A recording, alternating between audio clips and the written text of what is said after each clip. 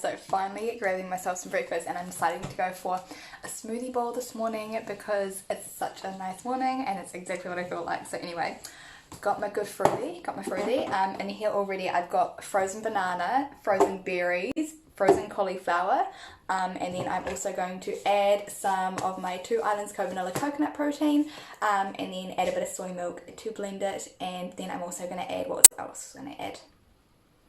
I literally can't remember. Hang on, I'll tell you what's in it in a second.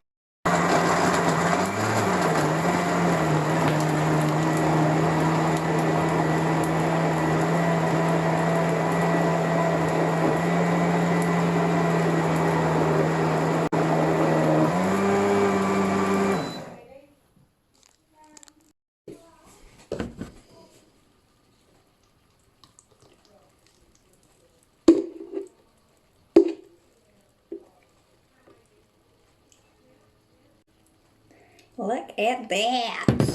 It's actually quite thick. Yay!